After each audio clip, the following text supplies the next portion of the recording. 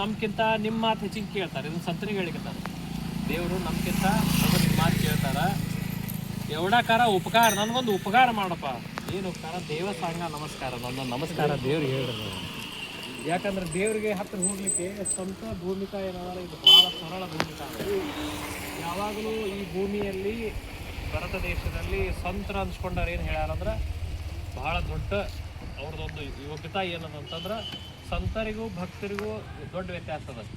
ಭಕ್ತ ಆದವ ಏನು ಮಾಡ್ತಾನಂದ್ರೆ ದೇವಸ್ಥಾನಕ್ಕೆ ಹೋಗಿ ನಮಸ್ಕಾರ ಮಾಡಿ, ಭಗವಂತ ನನ್ನ ಮಗ ಒಳ್ಳೇದು ಮಾಡಪ್ಪ, ನನ್ನ ಮಕ್ಳಿಗೆ ಒಳ್ಳೇದು ಮಾಡು, ನನ್ನ ಸಸಿ ಒಳ್ಳೇದು ಮಾಡು ಏನು ಕೇಳ್ತಾನೆ. ಆದ್ರೆ ಸಂತರು ಅನ್ಸ್ಕೊಂಡವ್ರು ಏನು ಮಾಡ್ತಾರಂದ್ರೆ ಭಗವಂತರ ಹತ್ರ ಹೋಗಿ ಭಗವಂತ ಈ ಪ್ರಪಂಚಕ್ಕೆಲ್ಲ ಒಳ್ಳೇದು ಮಾಡಪ್ಪ ಅಂತ. ಹೀಗಾಗಿ ಭಗವಂತ ಸಂತರನ್ನ ಭಾಳ ಅಪ್ಕೋತಾನ. ಸಂತರ ಮೂಲಕವಾಗಿ ಭಗವಂತ ಏನು ಬೇಕಾದನ್ನು ಜಗತ್ತಿಗೆ ಮಾಡಿದಂತಹ ನೂರಾರು ಉದಾಹರಣೆಗಳನ್ನು ನಾವು ನೋಡ್ತೀವಿ. ಅದಕ್ಕೆ ಈ ವಿಶಿಷ್ಟವಾಗಿರ್ತಕ್ಕಂಥ ಅಭಂಗದಲ್ಲಿ ಅಂದರೆ ಎವಡಾಕಾರ ಉಪಕಾರ ಅಂದ್ರೆ ಒಂದೋ ಒಂದು ನಮಸ್ಕಾರ ಅಂದ್ರೆ ದೇವ್ರಿಗೊಂದು ನನ್ನ ನಮಸ್ಕಾರ ಹೇಳ್ಬಿಡೋ ಸಾಕು. ಅಂದ್ರೆ ದೇವರ ನಮ್ಮ ನಮಸ್ಕಾರ ಸ್ವೀಕಾರ ಮಾಡಿದಂದ್ರೆ ನಮ್ಗೆ ಅನಂತ ಹಸ್ತದಿಂದ ನಾವು ಆಶೀರ್ವಾದ ಮಾಡ್ತಾನೆ. ಅವು ನಮ್ಮೆಲ್ಲ ಆಳಿನ ಎಲ್ಲ ವಿಷಯಗಳನ್ನು ನಾವು ಕೇಳ್ಕೋತಾನೆ.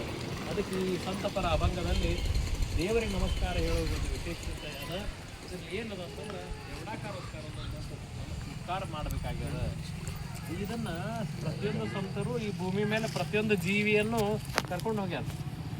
ಸಂತ ಶ್ರೇಷ್ಠ ರಾಜಾರಾಮ್ ಮಹಾರಾಜರು ಏನು ಹೇಳ್ತಾರಂತಂದ್ರೆ, ನಾನು ನಿನ್ನ ಹತ್ರ ಎಲ್ಲ ಜನರನ್ನು ಕರ್ಕೊಂಡ್ಬಂದೀನಿ, ಇವರೆಲ್ಲ ನಾನು ಹಿಂದಿದ್ದಲ್ಲ, ಇಲ್ಲೆಲ್ಲ ಬಂದಾರಲ್ಲ, ಇವ್ರನ್ನೆಲ್ಲರೂ ನೀವು ಸಂರಕ್ಷಣೆ ಮಾಡ್ಬೇಕು, ಇದೇ ನಂದು ಇಚ್ಛಾ ಅದಂತೇಳಿ ರಾಜಾರಾಮ್ ಮಹಾರಾಜರು ಅಭಂಗದಲ್ಲಿ ಹೇಳ್ತಾರೆ. ಅದಕ್ಕೆ ಈ ಹುರುಳಿಕೊಪ್ಪಿ ಗ್ರಾಮದಲ್ಲಿ ಮಧ್ಯಾಹ್ನ ಬಂದು ನಾವು ಸತ್ಸಂಗ ಮಾಡಿದ ಉದ್ದೇಶ ಅಂತ, ಎಲ್ಲರೂ ಈ ನಾಮಸ್ಮರಣೆ ಮಾಡುವಂಥ ಹೋಗ್ತಾ ಈ ತಿಂಡಿ ಪಾದಯಾತ್ರೆಯಲ್ಲಿ ಈ ಹುರುಳಿಕೊಪ್ಪಿಯಲ್ಲಿ ಇವತ್ತೇನು ಮಧ್ಯಾಹ್ನ ಸತ್ಸಂಗ ಆಗ್ಯದ.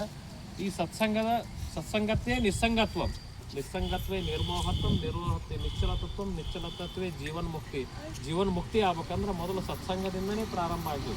ಅಂತ ಸತ್ಸಂಗ ಹುರುಳಿಕೊಪ್ಪಿ ಗ್ರಾಮದಲ್ಲಿ ಅನೇಕ ವರ್ಷಗಳಿಂದ ಇದು ನಡ್ಕೊಂಬೋದು. ಹಾವನೂರು ದಿಂಡಿಗೆ 64 ವರ್ಷದಿಂದ ಅಲ್ಲಿ ಪ್ರಸಾದ ವರ್ಷ ಎಲ್ಲ ಸತ್ಸಂಗ ನಡೆದು, ಇದು 46 ವರ್ಷದಿಂದ ಕೆಲವಳ್ಳಿ ದಿಂಡಿ ಸತ್ಸಂಗ ನಡೆದು, ಇದೆಲ್ಲ ಈ ಹುರುಳಿಕೊಪ್ಪಿ ಗ್ರಾಮದ ಅಹೋಭಾಗ್ಯದ. ಪ್ರತಿ ವರ್ಷದಂಗೆ ಈ ವರ್ಷ ಗಣೇಶ ಅವರು ಎಲ್ಲ ಶ್ರದ್ಧಾ ಭಕ್ತಿಯಿಂದ ಎಲ್ಲರೂ ಪ್ರಸಾದ ಮಾಡಿ ಗ್ರಾಮಸ್ಥರೆಲ್ಲ ಕರೆದು ಪ್ರಸಾದ ವಿನಿಯೋಗ ಮಾಡಿದರು. ಇದೊಂದು ದೊಡ್ಡ ಯೋಗ್ಯತೆ ಅದ. ನೋಡ್ರಿ ಹೆಂಗದ ಸ್ವಾಮಿ ಪರೀಕ್ಷೆ ಅಂದ್ರೆ ಮುಂಜಾನೆ 10 ಗಂಟೆವರೆಗೂ ಅವ್ರ ಮನೆಗೆ ಯಾರು ಅಡುಗೆ ಮಾಡ್ತಾರಂತ ಅವ್ರಿಗೆ ಗೊತ್ತಿಲ್ಲ. ಅಂತ ತೊಗೊಂಬಂದು ಕರ್ಕೊಂಬಂದು ಇವತ್ತು ಎಲ್ಲರಿಗೂ ಮತ್ತೆ ಆನಂದದಿಂದ ಪ್ರಸಾದ ಆತ. ಇದೇ ಸ್ವಾಮಿ ಚಮತ್ಕಾರ. ಇವತ್ತು ಅವ ಗೊತ್ತಿಲ್ಲ, ಕೂನಿಲ್ಲ, ಅವ್ ಖಾಲಿ ಇರಬೇಕು, ಇವ್ರೋಗ ಅವ್ನು ಕರಿಬೇಕು, ಇದೆಲ್ಲ ಸ್ವಾಮಿ ರೆಡಿ ಇಟ್ಬಿಟ್ಟಿರ್ತಾನೆ. ಇವತ್ತು ಅವ್ನಿಗೆ ಏನು ಕೆಲಸ ಬಂದು ಏನಿಲ್ಲ, ಅವ ಮನೆಗೆ ಇದ್ದಾನೆ. ಅಂದ್ರೆ ಸ್ವಾಮಿ ಒಂದು